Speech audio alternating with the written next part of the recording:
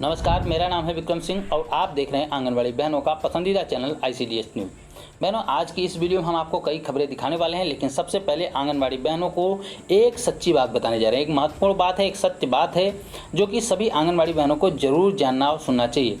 भाई सुनील कुमार पाल जी के द्वारा ये बात लिखी गई है, जो कि आंगनवाड़ी कर्मचारी संघ के जिला संरक्षक हैं गाजियाबाद से। उन्होंने ये महत्वपूर्ण बात लिखी है, कट सत्य लिखा है। अपने ही जो यूनियन होते हैं हमारे कर्मचारी संघ के पूरे अध्यक्ष होते हैं या फिर कोषाध्यक्ष होते हैं या फिर जो भी इनके पदाधिकारी होते हैं, उनको लेकर एक महत्वपूर्ण बातें लिखी है। उन्होंने एक सच्चाई लिखी है, उसके बारे में सभी आंगनवाड़ी बहनों को जानकारी होनी जरूरी है। तो आइए देखते हैं कि क्या लिखा गया है। ये सभी राज्यों की आंगनवाड़ी बहनें जो हैं हमारी वीडियो को देख रही हैं, इस बात को ध्यान से सुन लीजिए, समझ लीजिए और जान लीजिए कि सच्चाई यही है। हर जगह पे सच्चाई यही है। लिखा है उन्होंने कि जब कभी आंगनवाड़ी जो समस्या होती है उस पर कोई भी बात की जाती है तो सब इधर उधर अगल बगल झांकने लगते हैं और मैसेज को इग्नोर करने लग जाते हैं। सारी चैट डिलीट कर देते हैं और दूसरे ग्रुप के मैसेज पढ़ने लग जाते हैं। अपने नाम का जो लेटर पैड होता है उसमें अपना जो प्रदेश महामंत्री, प्रदेश सचिव, मंडल अध्यक्ष जैसे बड़े बड़े जो पद हैं उसका नाम छपवा देते हैं। और इसमें आंगनवाड़ी के बारे में जब भी पूछा जाता है इन सभी से तो लोगों को सांप सूंघ जाता है, उनको जैसे कुछ पता ही नहीं होता।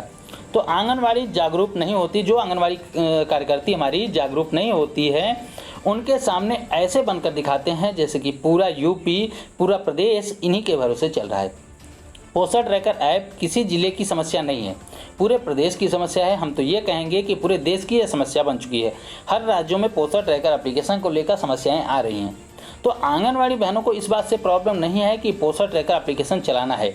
अब इस समस्या इस बात से है कि पोषण ट्रैकर एप्लीकेशन चलाने के लिए सरकार ने हमें संसाधन उपलब्ध नहीं कराए हैं, क्योंकि न उनको मोबाइल फ़ोन दिए गए हैं, न कोई अन्य व्यवस्थाएं दी गई है, न इंटरनेट की व्यवस्था दी गई है। उसके बाद उनको पोषण ट्रैकर एप्लीकेशन चलाने के लिए दबाव बनाया जा रहा है।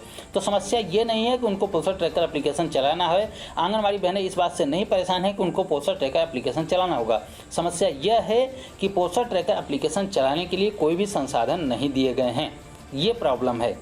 किसी भी यूनियन के प्रदेश स्तर के जितने भी पदाधिकारी हैं, जिला स्तर की बात हम नहीं करें, प्रदेश स्तर के जितने भी पदाधिकारी हैं, निदेशालय में एक ज्ञापन भी उचित तरीके से नहीं दे पाए हैं। क्या उचित नहीं था? क्या वेतन जो एक ज्ञापन देना उचित नहीं था? ये समझना चाहिए। जितने भी प्रदेश लेवल के जितने भी पदाधिकारी हैं उन सभी की बात कर रहे हैं कि क्या इनको एक बात इसके लिए ज्ञापन नहीं देना चाहिए था, लेकिन किसी ने भी ज्ञापन देना उचित नहीं समझा। अगर कोई सकारात्मक वार्ता करता तो कोई न कोई निष्कर्ष जरूर निकलता, लेकिन आलम यह है कि जितने भी पदाधिकारी हैं इस पर कोई बात ही नहीं करना चाहता। भाई सुनील कुमार पाल जी ने बहुत ही कड़वी सच्चाई लिख दी है। तो भाई सुनील कुमार पाल जी ने बहुत ही सच्ची बात कही है। जितने भी हमारे पदाधिकारी हैं, प्रदेश स्तर के जितने भी पदाधिकारी हैं, अगर सकारात्मक तरीके से सही ढंग से इन बातों को पहुंचाने का प्रयास करते, ऊपर तक पहुंचाते, तो निश्चित रूप से इसका कोई न कोई हल निकलता है। लेकिन हमारे जितने भी पदाधिकारी हैं चुप्पी साधे बैठे हैं, उनको कोई मतलब नहीं है। सिर्फ लेटर पैड पे अपना नाम लिखवा देते हैं। बड़े बड़े बैनर जब छपते हैं, कोई आंदोलन होता है उसमें अपना नाम छपवा देते हैं, लेकिन जब उनके हक में, आंगनवाड़ी बहनों के हक में कुछ करने की बात आती है तो कोई भी बोलने वाला नहीं होता है। भाई सुनील कुमार पाल जी ने बहुत हिम्मत करके बहुत सच्ची बात लिख दी है। अगर आप बहनें इस बात को समझ लें तो ज़्यादा अच्छा होगा, क्योंकि आपका जितना भी यूनियन है कोई भी सही तरीके से काम नहीं कर रहा है। अगर सही तरीके से काम करते तो आपकी जो इतनी समस्याएं बनी हुई हैं, किसी भी राज्य की बात हो, जितनी भी समस्याएं बनी हुई हैं, शायद उन समस्याओं में से काफ़ी समस्याएं सॉल्व हो गई होती। लेकिन किसी को काम तो करना ही नहीं है। सबको सिर्फ अपना नाम कमाना है, अपना नाम दिखाना है कि हम फला अधिकारी पे बैठे हैं, जबकि उनको जो यूनियन बनाए जाते हैं इसीलिए बनाए जाते हैं कि ताकि जो बहनें होती हैं उनकी समस्याएं जो हो, जितनी भी समस्याएं हैं उसको आगे तक पहुंचाया जाए और उसको दूर किया जाए। अगर भाई सुनील कुमार पाल जी के द्वारा लिखी गई बातें, सच्ची बातें आपको पसंद आई हो तो वीडियो को लाइक और शेयर जरूर करिए। एक बड़ी खबर उत्तर प्रदेश से आ रही है कि ब्रेकिंग न्यूज़, 31 मई तक बढ़ाया गया कोरोना कर्फ्यू। ये चीज़ें हैं न्यूज़ 18 जो कि जाना माना न्यूज़ चैनल है, उसके द्वारा उत्तर प्रदेश के द्वारा ये ट्वीट किया गया है कि 31 मई तक बढ़ाया गया है कोरोना कर्फ्यू। यानी कि जो कोरोना कर्फ्यू चलाया जाता है, जिसको हम लॉकडाउन के नाम से भी जान रहे थे, तो ये कोरोना कर्फ्यू बढ़ाकर 31 मई तक कर दिया गया। फिलहाल के लिए यह 20 तारीख तक था, 20 तारीख से बढ़ाकर इसको 31 तारीख तक कर दिया गया है। अब 31 तारीख तक सभी स्कूल, कॉलेज, आंगनवाड़ी केंद्र बंद रहेंगे। आंगनवाड़ी केंद्र, आप लोगों को ध्यान से समझना है कि आंगनवाड़ी केंद्र भले ही बंद हैं, लेकिन आप लोगों को जितने भी कामों की जिम्मेदारी दी गई है वो काम आपको आगे भी करना पड़ेगा। एक विवादित खबर आ रही है कि कोविड-19 के खिलाफ ये पीएम मोदी ने कहा है। प्रधानमंत्री नरेंद्र मोदी ने ऑफिशियल ट्वीट करते हुए कहा है कि कोविड के खिलाफ गांव में चल रही लड़ाई में आशा और एएनएम बहनों की भूमिका बहुत ही अहम है। मैं चाहता हूं कि इनकी क्षमता और अनुभव का भी ज़्यादा से ज़्यादा लाभ लिया जाए। यहाँ पर उन्होंने आंगनवाड़ी का जिक्र नहीं किया है। उन्होंने स्पीच के दौरान भी जो बातचीत कर रहे थे, आशा जो स्वास्थ्य कर्मियों से बातचीत कर रहे थे, वहाँ पर भी उन्होंने कोई बात आंगनवाड़ी के संदर्भ में नहीं कही थी। और यहाँ पर ट्वीट करते हुए भी उन्होंने केवल आशा और एएनएम बहनों का नाम लिया, जबकि यहाँ पर सबसे ज़्यादा काम आशा और आंगनवाड़ी कार्यकर्तियाँ कर रही हैं। एएनएम बहनें निश्चित रूप से कार्य कर रही हैं, उनको काम की जिम्मेदारी भी दी गई है और निश्चित रूप से अच्छा खासा उनको वेतन भी मिलता है, 25-30 हज़ार उनको वेतन भी मिलता है। लेकिन जो महत्वपूर्ण भूमिका निभा रही हैं आंगनवाड़ी और आशा कार्यकर्ताएं, उनका जिक्र होना चाहिए। आशा कार्यकर्ताओं का तो जिक्र किया गया है यहाँ पर, लेकिन आंगनवाड़ी कार्यकर्ताओं का जिक्र नहीं किया गया है, जबकि ये दोनों ही न्यूनतम मजदूरी पे काम कर रहे हैं। न्यूनतम मजदूरी से भी कम मजदूरी है, उस पर बहनें लगातार मेहनत कर रही हैं, घर घर जाकर सर्वे करने का काम कर रही हैं, हर एक काम में अच्छे तरीके से जुटी हुई हैं। यहाँ पर प्रताड़नाएं भी जो झेलनी पड़ती है, आंगनवाड़ी कार्यकर्ताओं को झेलनी पड़ती है, आशा कार्यकर्ताओं को झेलनी पड़ती है।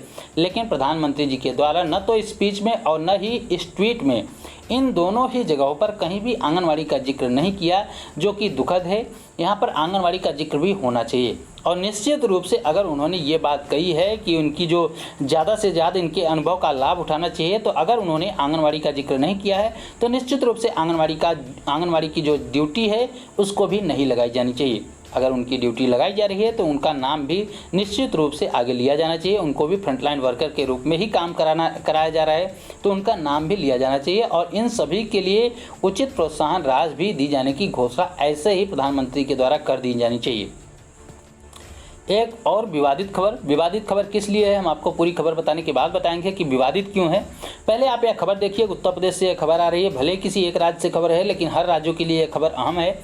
आप ध्यान से देखिए कि यूपी में कोरोना से जान गंवाने वाले आंगनवाड़ी अधिकारी और कर्मचारियों के लिए परिवार को 50-50 लाख का मुआवजा आदेश जारी करके बताया है। यानी कि उत्तर प्रदेश के मुख्यमंत्री योगी आदित्यनाथ ने इसके लिए आदेश जारी किया है कि जितने भी आंगनवाड़ी के कर्मचारी हैं और अधिकारी हैं, उन सभी के मृत्यु होने पर उनको 50-50 लाख का जो बीमे की राशि है वो दी जाएगी। इसके लिए आदेश जारी कर दिया है। तो आइए विस्तार से पहले आपको खबर के बारे में जानकारी दे देते हैं, उसके बाद हम आपको बताएंगे कि यह खबर हम क्यों कह रहे हैं कि ये विवादित खबर है। यहाँ पर लिखा गया है कि उत्तर प्रदेश में कोरोना से संबंधित ड्यूटी के दौरान संक्रमित होने के बाद अपनी जान गंवाने वाले बाल विकास पुष्टाहार विभाग के अधिकारियों और कर्मचारी, आंगनवाड़ी कार्यकर्ताओं और मिनी आंगनवाड़ी कार्यकर्ताओं और सहायिकाओं के आश्रितों को 50-50 लाख की राशि दी जाएगी।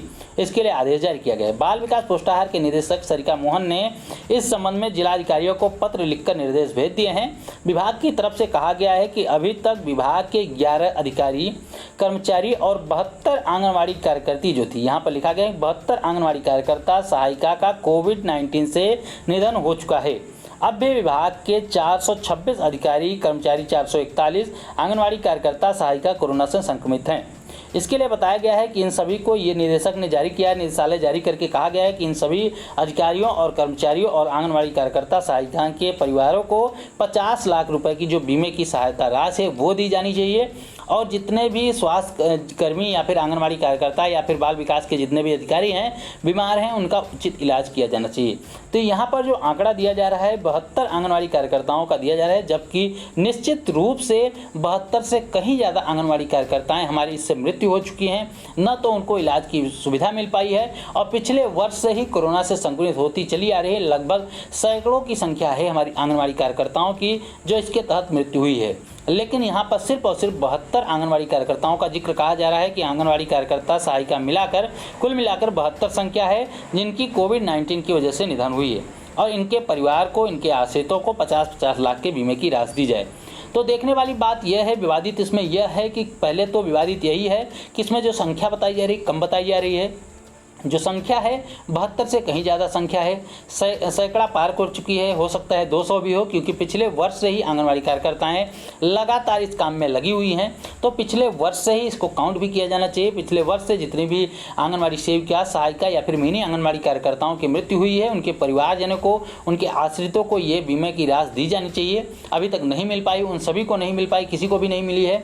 इसके अलावा इनकी संख्या को करेक्ट किया जाए और जितनी नई संक्रमित हो रही पहले उनके इलाज की व्यवस्था कराई जाए। इसके अलावा जो 50 लाख की बीमे की राशि देने की बात कही जा रही है, तो 50 लाख की बीमे की राशि के बदले अगर आप पहले ही सुरक्षा दे दें तो ज़्यादा अच्छा होगा। इसमें विवाद की बात यही है कि मृत्यु के बाद ये सारी चीज़ें घोषणा की जा रही है, जिंदा रहते आंगनबाड़ी कार्यकर्ताओं को कुछ भी देने का प्रावधान नहीं किया गया है। सबसे पहले उनको उचित मानदेय वेतन दिया जाए, जो कि इसमें विवादित यही लग रहा है कि 50 लाख बीमे की जगह पे अगर उनको कम से कम 15 से 20 हज़ार वेतन दिया जाए। इसके अलावा प्रोत्साहन राशि के रूप में भी इनको 10,000 रुपये दिया जाए। इसके बाद इनको रिटायरी के बाद कुछ पैसे दिए जाएँ तो शायद इनके जीवन का जो खर्चा है अच्छी तरीके से चल सके, अच्छा जीवन जी सके।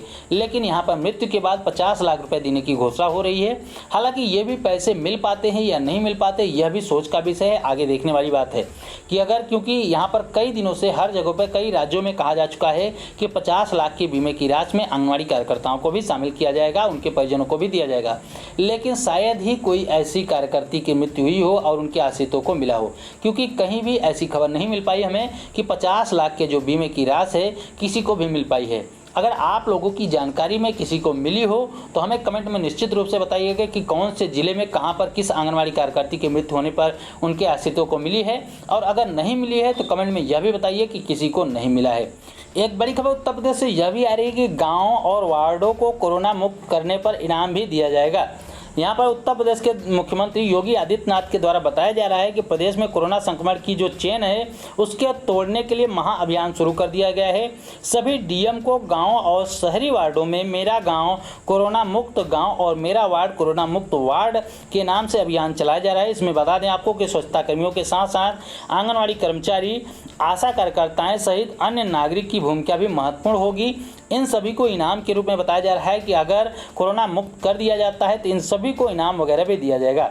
योजना क्या है कि जिले में सबसे अच्छा काम करने वाले 3-3 गाँव और 3-3 वार्डों को दिया जाएगा पुरस्कार। और इसका फायदा क्या होगा कि लोग जागरूक होंगे और तेजी से कोरोना संक्रमितों की पहचान करके उपचार भी हो सकेगा। काफ़ी हद तक कोरोना संक्रमण को रोका भी जाएगा। इसके लिए जो ड्यूटी लगाई गई है वहाँ पर आंगनबाड़ी कार्यकर्तियों की लगाई है, स्वच्छता कर्मियों की लगाई गई है, पुलिस वालों की लगाई गई है और आशा बहनों की भी भूमिका इसमें अहम होने वाली है। तो ये थी दोस्तों अब तक की कुछ महत्वपूर्ण खबरें। उम्मीद करता हूँ कि ये सभी खबरें आपके काम की होंगी। वीडियो अगर पसंद आई हो तो वीडियो को लाइक जरूर करिएगा, अपने जैसे सभी आंगनबाड़ी बहनों में शेयर भी जरूर करिएगा और आगे भी इसी प्रकार की महत्वपूर्ण खबरों को पाने के लिए चैनल को सब्सक्राइब जरूर कर लीजिए। इस वीडियो में इतना ही, फिर मिलेंगे अपनी नई वीडियो में कुछ नई खबरों के साथ। तब तक के लिए नमस्कार, जय हिंद।